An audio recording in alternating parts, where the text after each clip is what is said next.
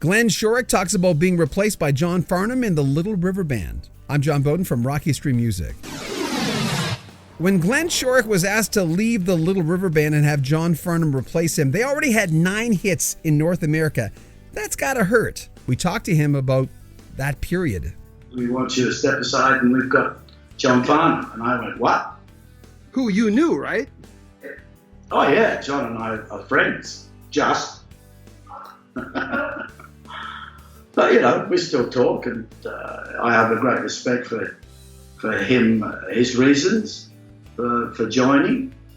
He wanted to sing in front of American audiences, but that only lasted what, 4 years, I think.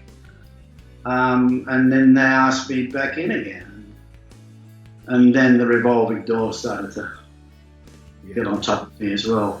Yeah, he wasn't that well known. He wasn't that well known in North America. I mean, in hindsight, we went back and we were curious, who is this guy? Because we started hearing things of who he was. But in Canada, I had not even heard his name.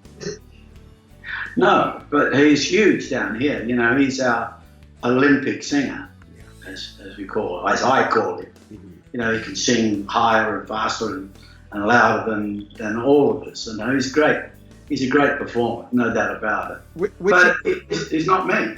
Which included You're the Voice. I'd never even heard that song. And I know how huge that song is. But it's strange how you can be on another side of the world and going, how could we have not heard this? This is insane. You know what I mean? It's just... It is weird sometimes that people don't break out of their home territory.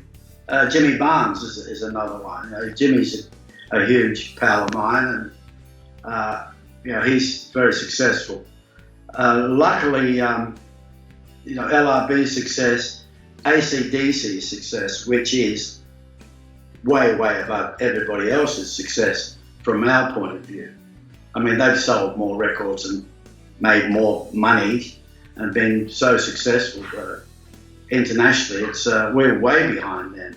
But I think LRB sort of formed the bridge from Australia to the US and the Canada and elsewhere, followed up by Air Supply and Men at Work and In Excess, and now the cross-pollination continues very healthily. Knowing what you know now, what you have told yourself, for instance, hey, when you were in the Twilights, what would you have told yourself now, knowing what you know now? Oh, I probably would have said, you're looking good, kid. Looks all right. Keep going. Now I say to people, younger people who come to me and ask that sort of question now, patience, perseverance, and passion, the 3 Ps is a nice way to put it, encapsulate it. You could use that if you like. You know, don't spend the money too quickly, because you never know when you might need it. The problem with that, though, is, again, I was talking about the Eagles today with Jack. He said, hey, man, we fought like they all fought, but let's remember, that's a 20-year-old kid getting a lot of fame. And, you know, the fans can be very negative sometimes. They're going after him I always ask fans, I'm going, what would you have done if you were 25, like Justin Bieber or something, and you would be given that much money and fame? How do you think that would affect you? I mean, it's a hard thing. It sounds like an ideal world, but that's a lot.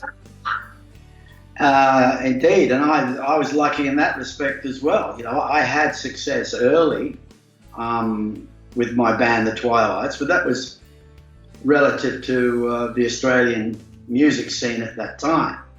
So, you know, we were making $200, $300, $500 a week, and that was big money at that stage. But then the business really took off, didn't it? I mean, really things started to happen.